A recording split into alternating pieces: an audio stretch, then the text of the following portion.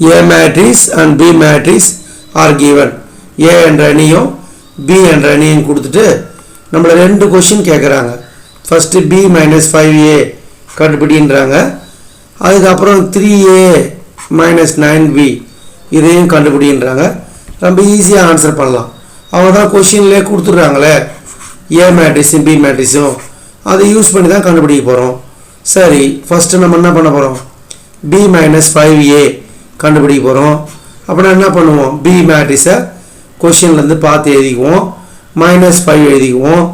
அதுக்கு அப்புறம் A மேட்ரிக்ஸை பார்த்து क्वेश्चனை பார்த்து A மேட்ரிக்ஸ் எழுதிடுவோம். B மேட்ரிக்ஸ் -5 எழுதிட்டு A மேட்ரிக்ஸ் எழுதிடுவோம்.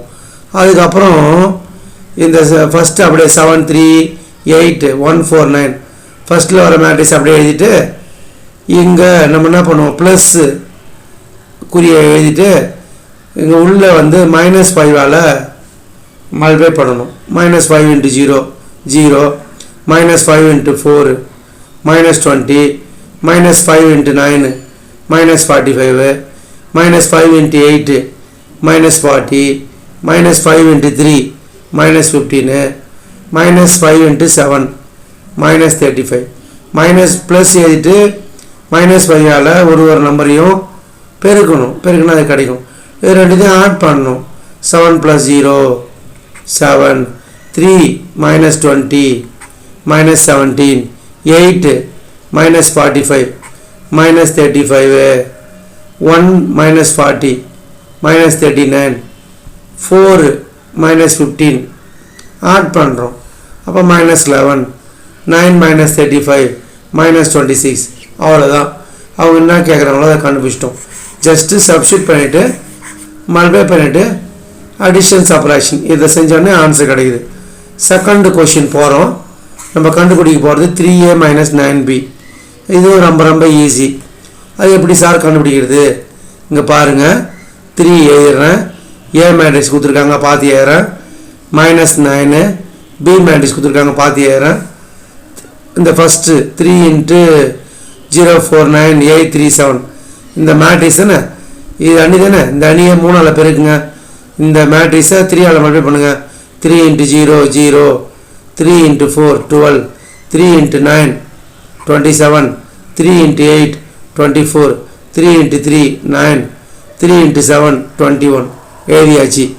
அதே போல இங்க ப்ளஸ் எழுதிட்டு இங்க இருக்கிற எலிமெண்ட் எல்லாத்தையுமே நம்ம என்ன பண்ணணும்? -9 மல்டிப்ளை பண்ணணும். -9 * 7 -9 * 3 -9 * 8 -9 * 1 -9 * 4 -9 * 9 அதுக்கு அப்புறம் ரெண்டுத்தையும் ஆட் பண்ண வேண்டியதான். இதெல்லாம் ஒரு சாதாரண விஷயம். அடிஷன் சப்ட்ராக்ஷன் தான் மல்டிப்ளிகேஷன். இது ரெண்டுத்தையும் ஆட் பண்ணணும். இது அடிஷன் ரூல்லாம் உங்களுக்கு தெரியும். 0 - 63 னா 0 - 63 ஆட் பண்ணு. 12 - 27 இது மாதிரி ஆட் பண்ணும்போது உங்களுக்கு தெரியுமே பெரிய நம்பர் சைன் எடுத்துக்கணும். வேற சைன் இருந்ததுன்னா பெரிய நம்பர் சைன் எடுத்துன்னு சப்ட்ராக்ஷன் பண்ணணும். அந்த அடிப்படையில் நம்மளுக்கு என்ன கிடைக்கும்? -15 கிடைக்கும். இதேதான் இங்க பாருங்க. 27 -72 வேற சைன் பெரிய நம்பர் சைன் எடுத்துக்கணும். சப்ட்ராக்ஷன் பண்ணணும். 45 கிடைக்கும். ஒரே சைன் இருந்ததுன்னா அந்த சைனை போட்டு ஆட் பண்ணிடணும். இங்க பாருங்க 24 9 இங்க 24 -9 வேற சைன் இருக்கு.